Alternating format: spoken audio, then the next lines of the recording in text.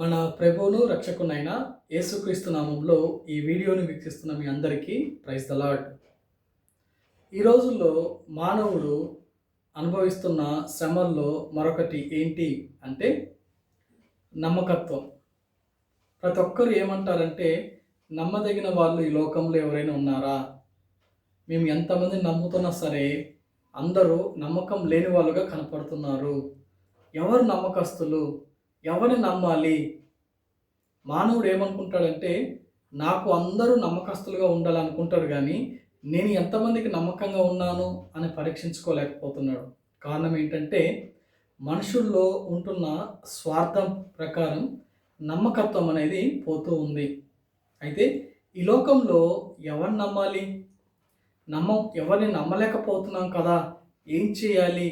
నేను అనేక మంది నమ్మాను, నన్ను మోసం చేశారు, లేకపోతే నేను ఎవరిని నమ్మలేకపోతున్నాను, నమ్మదగిన వాళ్ళు ఎవరైనా ఉన్నారా అనే యొక్క ఆందోళనలో, లేకపోతే అలాంటి చింతలో, అలాంటి కృంగుదల్లో ఉంటే ఈరోజు దేవుని యొక్క ఆదరణ వాక్యం నీకోసమే. బైబిల్ గ్రంథంలో తిమోతికి రాసిన 2వ పత్రిక, అంటే అపోస్తలుడైన పౌలు తిమోతికి రాసిన 2వ పత్రిక 2వ అధ్యాయము 13వ వచనంలో, మనమైతే నమ్మదగని వాళ్ళమే, ప్రతి మానవుడు నమ్మదగిన వాడే, కానీ యేసయ్య నమ్మదగిన వాడు అని చెప్పి వ్రాయబడి ఉంటుంది. అంటే ఈ లోకంలో మనుషులందరూ నమ్మదగిన వాళ్ళుగా ఉండకపోవచ్చు. కొంతమంది కొంతమేరకు నమ్మకంగా ఉండి తర్వాత విషయంలో నమ్మకత్వం లేని వాళ్ళుగా ఉండొచ్చు. కానీ సంపూర్ణంగా మనం నమ్మడానికి వీలుగా ఉన్న వ్యక్తి ఎవరు అంటే ప్రభు అయిన యేసుక్రీస్తు వారు. ఆయన ఎంత నమ్మకత్వం అంటే, ఆయన ఎవరైనా సరే నమ్మకత్వం లేకుండా, లేకపోతే నమ్మి మోసపోయిన వాళ్ళని ఎలా సేద తీరుస్తాడంటే, ఆయన కూడా అలాంటి బాధలో నుంచి వెళ్ళాడు. ఆయన ఎవరు నమ్మక ద్రోహం చేశారు అంటే, బైబిల్ గ్రంథంలో యూదా ఇస్కరియోతు యేసయ్యను నమ్మకంగా ఫాలో అయ్యాడు, కానీ డబ్బు కోసం ఆయన్ని అమ్మేశాడు.